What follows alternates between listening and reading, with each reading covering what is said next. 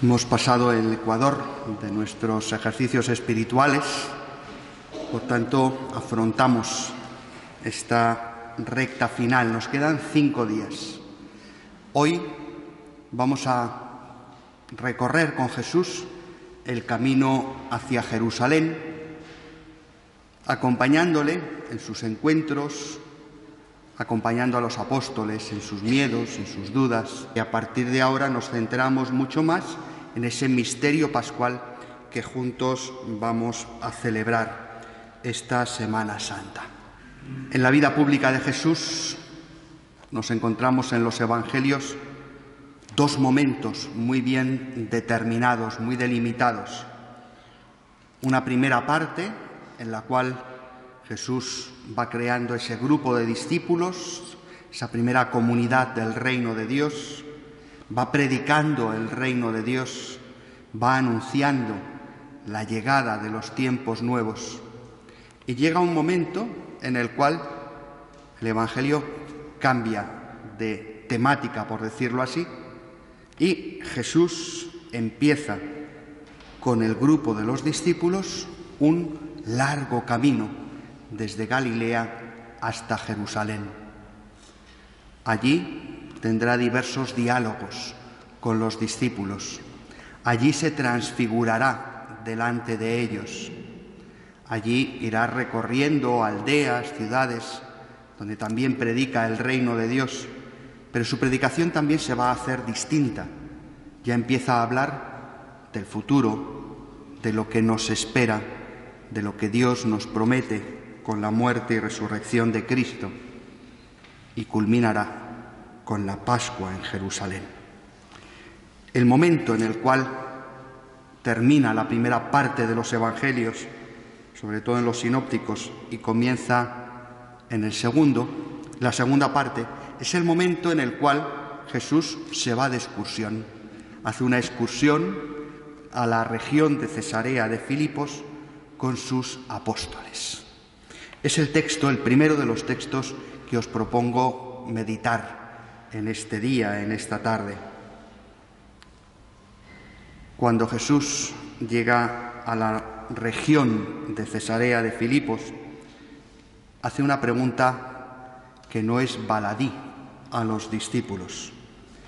¿Quién dice la gente que es el Hijo del Hombre? Nos dicen los evangelistas. Ellos contestaron, unos que Juan el Bautista, otros que Elías, otros que Jeremías o uno de los profetas. Y Jesús, no haciendo demasiado caso a lo que la gente dice que es Él, les pregunta, y nos pregunta hoy a nosotros: ¿y vosotros quién decís que soy yo? Pedro tomó la palabra y dijo: tú eres el Mesías, el Hijo de Dios vivo. Esa es la escena. Es curioso que Jesús siempre escoge un momento y un lugar para cada cosa. Eso es el misterio de la encarnación, que Dios actúa en nuestra historia en un sitio y en un tiempo. Jesús va al norte del país, a las fuentes del Jordán, en una tierra que era tierra bastante pagana. Se mezclaba el culto al Dios de Israel con cultos paganos, con cultos ancestrales de la religión de los cananeos. Y además era un lugar donde el virrey Filipos, hijo de Herodes el Grande y hermano de Herodes Antipas, hace la capital del reino del norte, de lo que llamaban la Galaunítide, Cesarea de Filipos. Por tanto, una ciudad también al estilo romano, con una acrópolis donde hace templos paganos. Y en ese lugar es donde Jesús va a provocar esa pregunta. Dicen los que saben de la Escritura que además lo hace en la fiesta de la expiación, lo que llaman los judíos la fiesta del Yom Kippur, la fiesta en la cual el sumo sacerdote entraba en el templo de Jerusalén, en el lugar más santo, en el Sancta Sanctorum, y derramaba la sangre de las víctimas. Era el día del perdón de los pecados. Y solo ese día, y solo el sumo sacerdote, entraba al santuario para ofrecer el sacrificio. Entonces, en un tiempo concreto y en un lugar concreto que no es el templo oficial, sino que es una zona medio pagana en el norte del país, Jesús plantea estas preguntas. Preguntas a las cuales hay respuestas, pero sobre todo hay interpelaciones por parte de Jesús. La respuesta de los apóstoles, cuando pregunta quién dice que la gente que soy yo, le muestran respuestas parciales. La gente le tiene por profeta. ¿Y cuál de los profetas? Dicen unos que Juan el Bautista. Juan el Bautista se le recordaba por ser un hombre radical, austero, íntegro. Nos obliga a tomar postura ante las cosas. La gente le preguntaba, ¿qué tenemos que hacer? Otros que Elías. Elías es el profeta que no se casa con nadie. Es el profeta que le canta las 40 a los reyes de Israel.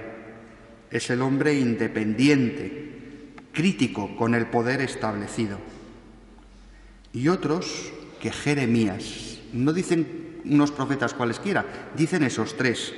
Jeremías se le conoce como el profeta que se compadece, que hace suyos los sentimientos del pueblo, que se conmueve con el dolor de su pueblo.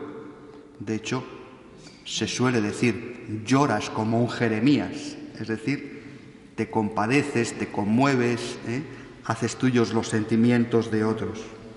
Jesús, por tanto, se le dice, eres percibido como un hombre íntegro, como un hombre cabal, como un hombre independiente y además como un hombre compasivo. Todas esas cosas dicen de ti, pero Jesús no se queda conforme.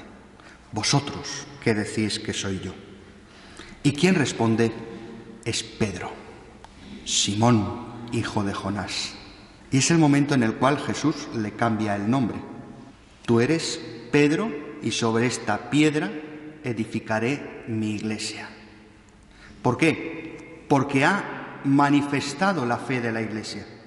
La iglesia naciente, el pueblo de la nueva alianza, es el que reconoce que Jesús es el Mesías, el Hijo de Dios vivo, y aquel que en nombre del colegio apostólico ha dicho, tú eres el Mesías, es declarado piedra.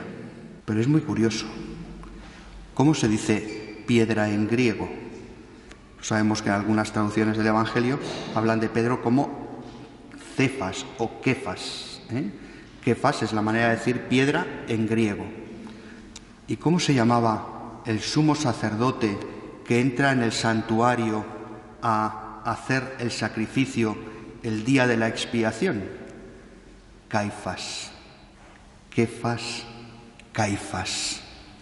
Cuando Jesús está diciendo, tú eres Pedro y sobre esta piedra edificaré mi iglesia, además está diciendo, de tal manera que ya no hay que ir a Jerusalén, ni venir aquí a estos templos paganos a hacer sacrificios, porque el que tiene tu fe está participando ya de la redención.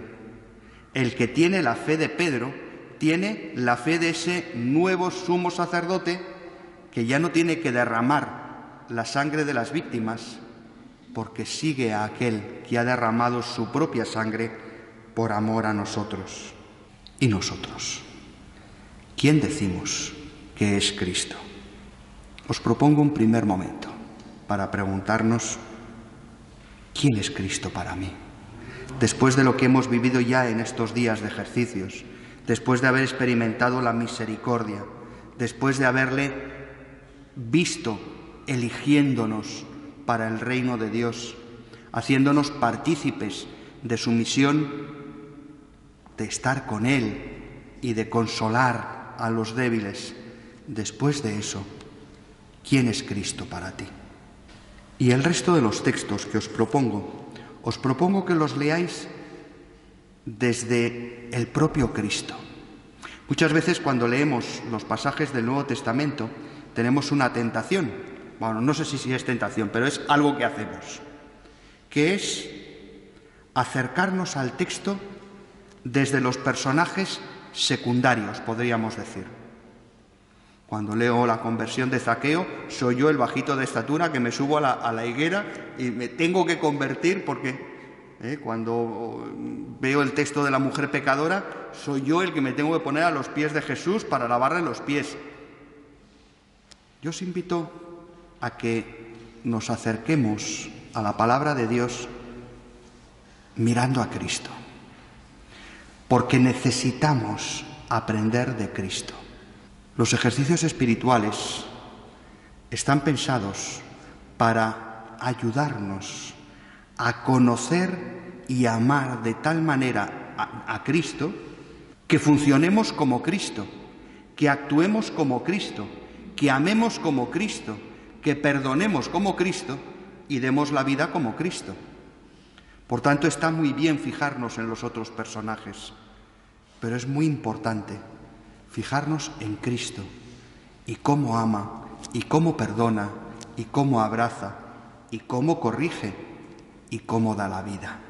Según empieza ese camino hacia Jerusalén, los evangelistas, sobre todo, insisto, los evangelios sinópticos, nos cuentan 3 ocasiones en las cuales Jesús predice lo que va a ocurrir en Jerusalén.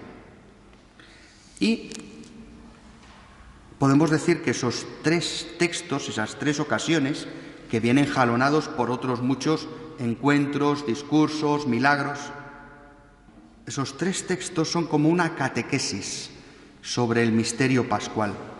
Yo os invito a que los hagamos nuestros también esta tarde. Los tenéis ahí.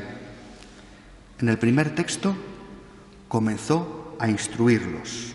Nos dice: el Hijo del Hombre tiene que padecer mucho, ser probado por los ancianos, somos sacerdotes y escribas, ser ejecutado y resucitar al tercer día. Se lo explicaba con toda claridad. Entonces Pedro se lo llevó aparte y se puso a increparlo. Pero él se volvió mirando a los discípulos, increpó a Pedro y le dijo: apártate de mí, Satanás, tú piensas como los hombres, no como Dios. Y llamando a la gente y a los discípulos, les dijo: si alguno quiere venir en pos de mí, que se niegue a sí mismo, que cargue con su cruz y me siga. Los 3 textos tienen la misma estructura. Jesús predice su muerte y resurrección.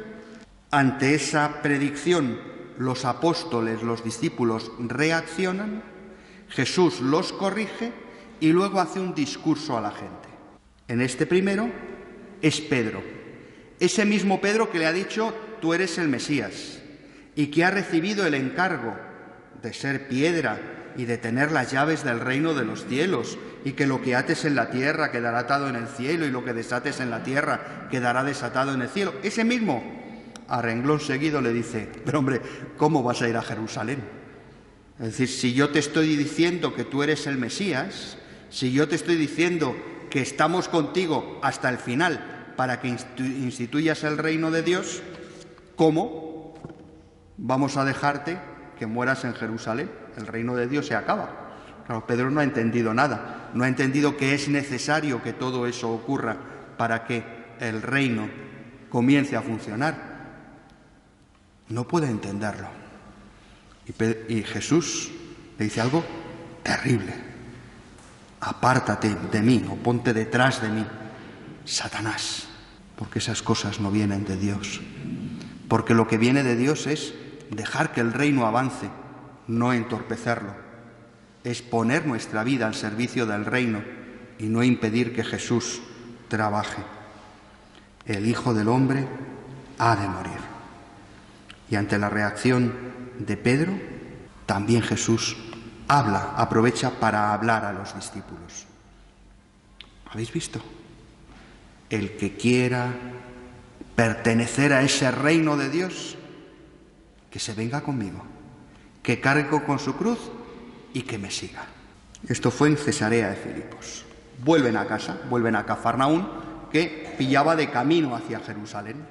Y en Cafarnaún nos encontramos un segundo texto similar. Vuelve a decir: el Hijo del Hombre va a ser entregado en manos de los hombres, lo matarán, y después de muerto, al tercer día resucitará. Pero no entendían lo que decían. Y cuando llegan a casa, Jesús les pregunta: ¿de qué discutíais por el camino? Y ellos se quedan callaos, mudos, porque habían estado discutiendo quién era el más importante en el reino de Dios. Claro, si Jesús va a morir, pues tendremos que organizarnos, tendremos que ver cómo esto sigue funcionando. Si Jesús nos ha acogido en el grupo de los suyos, pues tendremos que tomar el testigo de Jesús. Pero ¿quién es el más importante? ¿Pedro, que le acaban de decir que le da las llaves? ¿O Judas, que lleva la bolsa del dinero? ¿Quién es más importante? ¿El discípulo que apoya la cabeza en el pecho de Jesús, el discípulo amado? ¿Quién es el más importante? Y una vez más Jesús aprovecha a hacerles entender que el reino de Dios no es de los importantes. El que quiera ser el primero, que se ponga el último. El que quiera acoger el reino de Dios, que se ponga a servir a todos. Y escenifica esa pertenencia al reino con un abrazo. Tomando un niño, lo puso en medio, lo abrazó y les dijo: el que acoge a un niño como este, en mi nombre, me acoge a mí. Y el que me acoge a mí, no me acoge a mí, sino al que me ha enviado. El reino de Dios es de los niños y de los que se hacen como niños. No caprichosos y llorones como los niños, que también lo son, sino sobre todo, perdonad la palabrota, heterónomos. Ahora que está tan de moda ser autónomos, lo contrario. Yo no soy nada solo. Yo soy como un niño que necesito que mi mamá me cambie los pañales y que mi papá me coja de la mano y que cuando tengo miedo me abrace. Y eso es Dios para mí. Yo para Dios he de ser como un niño, porque solo los niños reconocen que su papá es el mejor del mundo. Luego nos llega la adolescencia, la edad del pavo, y nuestro papá es el peor del mundo, ¿verdad? Los padres de mis amigos son todos mucho mejores que los míos. Así somos. Pues volvamos a ser niños por el reino de Dios. Y en el tercer caso, Jesús vuelve a predecir su muerte y resurrección, y la reacción de los discípulos es la de los enchufes. En unos casos los evangelistas nos cuentan que es la madre de los zebedeos la que le pide a Jesús un puesto bueno para sus chicos, pues uno que se ponga a la derecha y otro a la izquierda. Y en otros evangelios son ellos mismos los que le piden que Jesús les dé un puesto en su reino. Sea como sea, hay dos reacciones.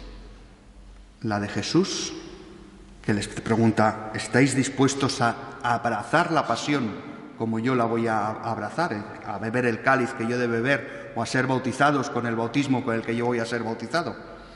Lo somos.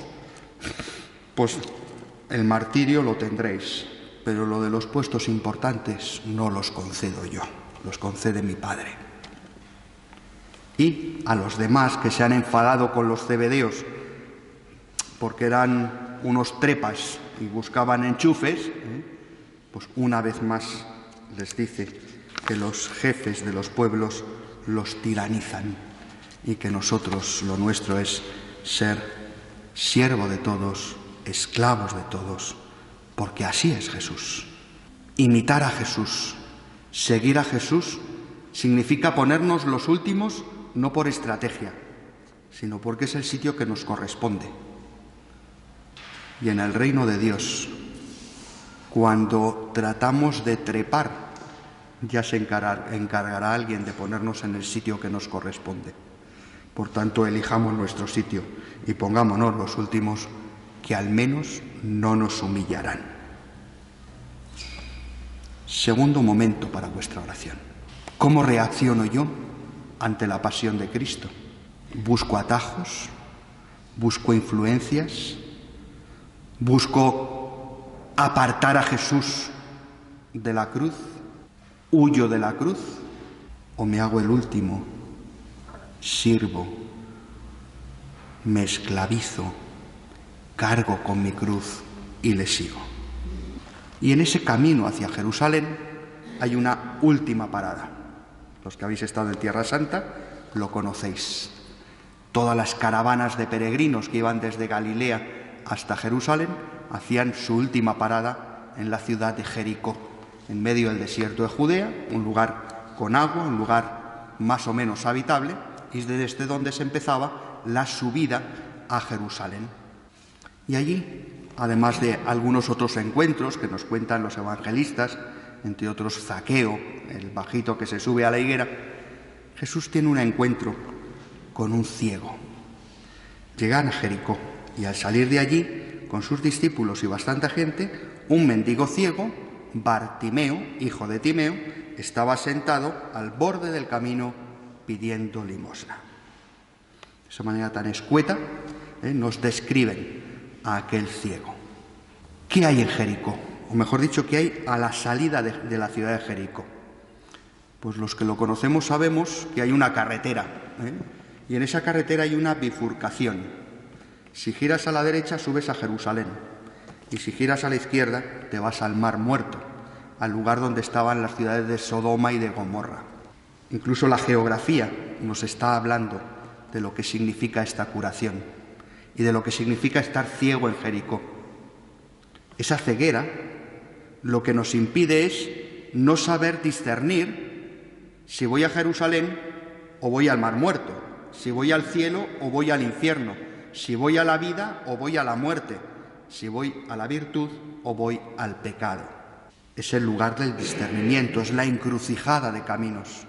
Nuestra vida, se nos dice, es una permanente encrucijada de caminos en la cual tenemos que estar permanentemente eligiendo entre el bien y el mal, entre el pecado y la virtud, entre la vida y la muerte.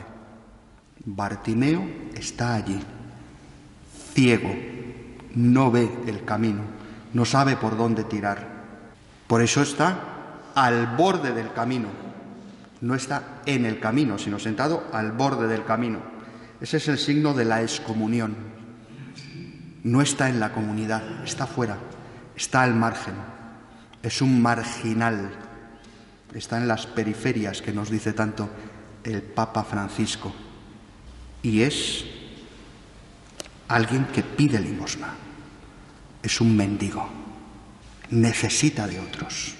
No es autónomo. Es heterónomo. Necesita de la ayuda de los demás. Pero tiene fe.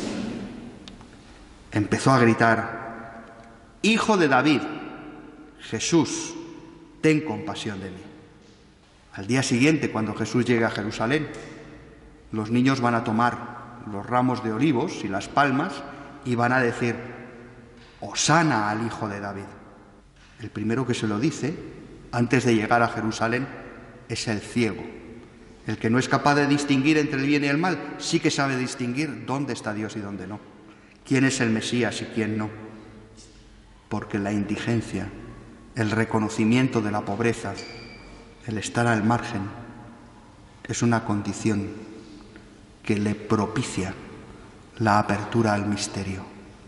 Curioso que los grandes personajes bíblicos tienen que llegar a una situación de casi marginalidad para poder abrazar la voluntad de Dios. Pensemos, por ejemplo, en Moisés.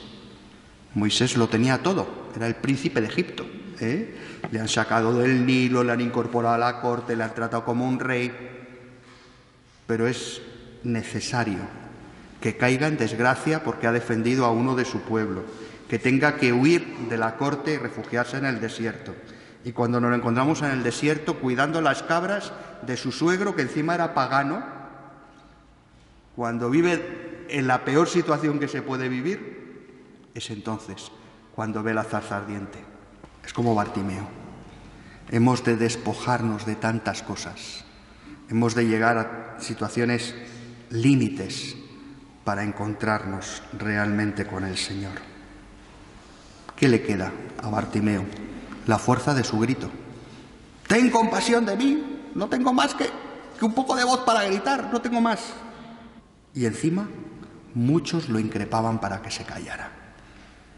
Cuántas interferencias en el anuncio del reino, cuántas voces que nos impiden escuchar a Jesús, incluso cuántos discípulos predilectos que echamos a otros para que no molesten, para que no nos pongan mala cara, para que nuestra iglesia no huela mal, Pues a lo mejor tenemos que ser más acogedores, porque Jesús nos dice, llamadlo. Curiosamente, cuando Jesús les dice llamadlo, cambian de actitud.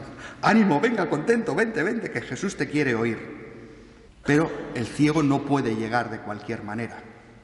Cuando Jesús le llama, nos dice el evangelista, soltó el manto, dio un salto y se acercó a Jesús.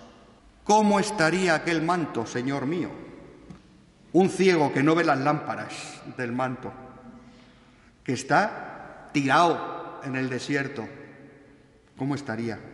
Pues lleno de mugre, de polvo, de lamparones, como nuestra alma. Es necesario tirar el manto, es necesario tirar al hombre viejo para poder acoger la buena noticia de Jesús. Y viene la gran pregunta. La recordábamos el día de la piscina de Betesda. Otra vez Jesús le hace de esas preguntas que dices, ¿por qué es Jesús si no se hubiera llevado un corte? ¿Qué quieres que haga? Pues Señor, cómprame un iPad, ¿no? Como soy ciego es lo que necesito. No, Señor, que vea. Pero está increpando al ciego para que el ciego le ruegue. Por eso no debemos cansarnos nunca de rogar, de pedir con confianza, de decirle al Señor lo que necesitamos de Él. Es verdad que Él ya lo sabe, pero la misión de la Iglesia es la intercesión, pedir lo que necesitamos y sobre todo pedir lo que necesitan nuestros hermanos. Maestro, Rabuni, que recobre la vista. Anda, tu fe te ha salvado. Y al momento recobró la vista y le seguía por el camino. Ya sabe por dónde hay que ir. Ya no duda si a la derecha o a la izquierda, si a Jerusalén o al Mar Muerto. ¿Dónde tenemos que ir? Donde vaya Cristo. Es como en los aeropuertos, cuando aterrizan los aviones, viene una furgoneta con un cartel muy grande que dice «Follow me, sígueme», y va conduciendo a los aviones por las pistas del aeropuerto hasta que llega al hangar. Follow him, sigue a Cristo. Déjate acompañar, déjate guiar por Cristo. Sabes que va al Calvario y eso es lo que te crea ciertas reticencias. En una sociedad que busca el bienestar, que busca la comodidad, que busca la complacencia, seguir a Jesús es durillo. Pero es el único camino para la felicidad. Es el único camino para la salvación. Es el único camino para la vida. Que escuchemos esa voz de la Iglesia esta tarde, que nos dice también a nosotros: ánimo, el Maestro te llama. ¿Qué quieres que haga por ti? Y concluyamos nuestra oración haciendo un diálogo con Jesús, sencillamente diciéndole cuáles son nuestras cegueras, cuáles son nuestras dificultades. Y como os invitaba, hagamos nuestros los sentimientos de Cristo. Pidámosle a Cristo que, como Él, también nosotros sepamos acallar a aquella muchedumbre que impedía al ciego acercarse a Él. Que como Él, también nosotros sepamos acoger con misericordia al hermano. que como Él también nosotros sepamos preguntar al hermano que está ciego, ¿qué quieres que haga por ti?